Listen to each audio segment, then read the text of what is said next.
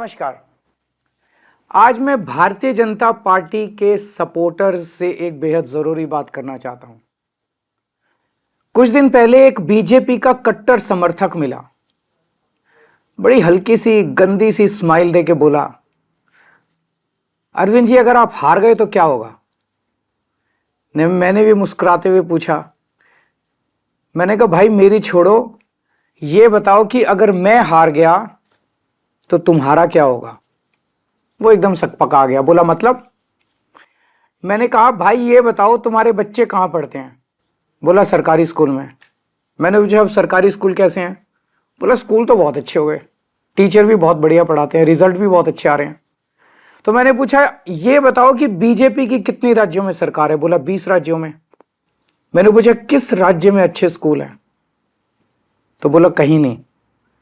मैंने कहा फिर ये बताओ अगर मैं हार गया तो तेरे बच्चों का क्या होगा।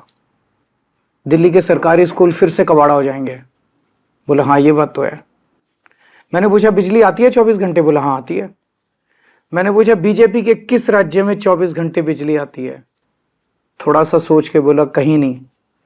मैंने पूछा तुम्हारा बिजली का बिल कितना आता है। बोला 0।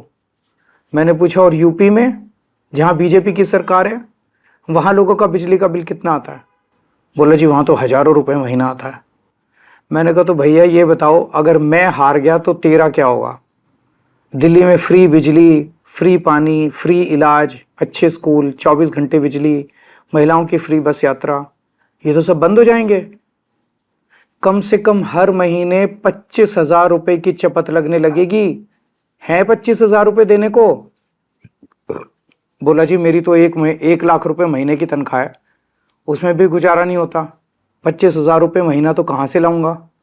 मैंने कहा तो फिर बीजेपी भूल जाओ, राजनीति भूल जाओ, पॉलिटिक्स भूल जाओ, अपनी सोचो, अपने परिवार की सोचो। ये सोचो कि अगर केजरीवाल हार गया तो तुम्हारा क्या होगा। वो संतुष्ट हो गया। बोला सर मैं इस चुनाव में तो आपको वोट दे दूंगा पर मैं बीजेपी नहीं छोड़ूंगा। मैंने भी मुस्कुरा के कहा भाई जैसी तेरी मर्जी। मेरी सभी बीजेपी के सपोर्टर से अपील है कि अगर बीजेपी आ गई तो आपको हमारी सरकार से मिलने वाली सारी सुविधाएं बंद हो जाएंगी। मोटे मोटे तौर पे 25,000 रुपए हर महीने की चपत लगने लगेगी। हैं इतने पैसे भुगत लोगे? नहीं ना। तो फिर मैं आपका भाई होने के नाते आपको सलाह दे रहा हूं, झाड़ू पे वोट दो। आप चाहे अपनी पार्टी मत छोड़ो लेकिन इस चुनाव में झाड़ू पे वोट दे दो।